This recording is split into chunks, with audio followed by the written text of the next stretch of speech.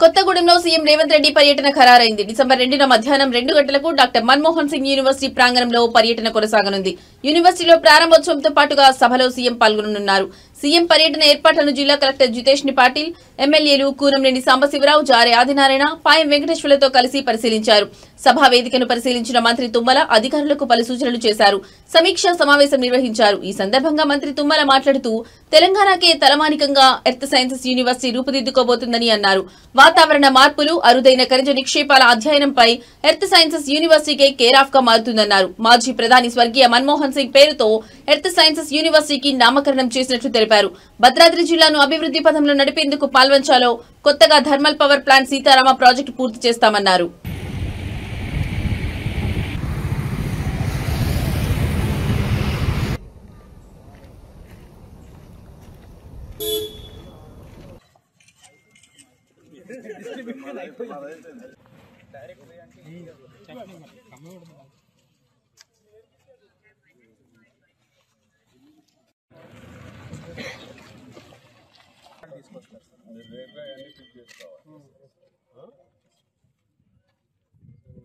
అంటే junior college నిజంగా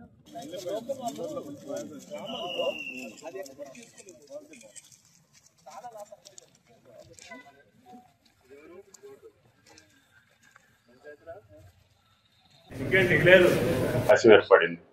అదేవిధంగా కొత్తగూడెం నుంచి ఇల్లెందు మీదుగా డైరెక్ట్ గా ఒలిగొండ మీదుగా హైదరాబాద్కి నియరెస్ట్ నేషనల్ హైవేని కూడా ఆ రోజు మొట్టమొదటి సంవత్సరం స్వాతంత్ర దినోత్సవం రోజునే దాన్ని కూడా ప్రారంభోత్సవం చేసుకున్నాం.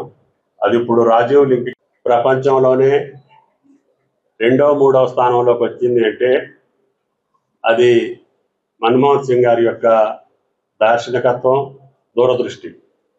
ఆయన ఫైనాన్స్ లో నిష్ణాతుడు, ఆర్థిక నిపుణుడు, రిజర్వ్ బ్యాంక్ కూడా గవర్నర్ చేసినటువంటి వ్యక్తి.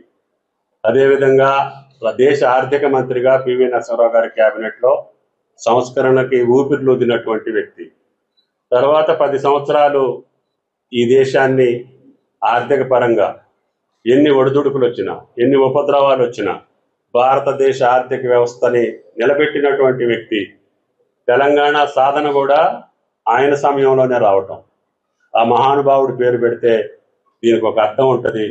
అటువంటి మహా వ్యక్తి యొక్క పేరు మీద ఈ యూనివర్సిటీ ఉండాలని గౌరవ ముఖ్యమంత్రి గారు మమ్మల్ని సంప్రదించడం, మేము కూడా ఆ మహానుభావుడి పేరు పెట్టాలని చెప్పి మా శాసనసభ్యులు, ప్రజాప్రతినిధులు అందరూ ప్రతిపాదించడం జరిగింది. కాబట్టి ఎక్కడా లేనటువంటి ఈ సబ్జెక్టుల్ని కొత్తగూడెం ఈ గడ్డ మీద ఏర్పాటు అవటం ఈ ఉమ్మడి జిల్లా ప్రజలకే కాకుండా, తెలంగాణ విద్యార్థులకే కాకుండా భారతదేశంలో ఎవరైనా వచ్చి ఇక్కడ విద్యను అభ్యసించి ప్రపంచ కీర్తిని, ప్రపంచ ఖ్యాతిని, రేపు ఈ భౌగోళిక యొక్క స్వరూపాన్ని ఆపోసనం బట్టి ఈ యొక్క ప్రపంచ స్థానానికి, ప్రపంచం యొక్క మానవాళికి ఉపయోగపడేటటువంటి విద్యను అభ్యసించి వాళ్ళ జీవితాల్లో వెలుగులు నింపుకోవటమే కాకుండా ఈ దేశానికి ఉపయోగపడతారని చెప్పి నా ఆశ, మా ప్రజాప్రతినిధి యొక్క కోరిక.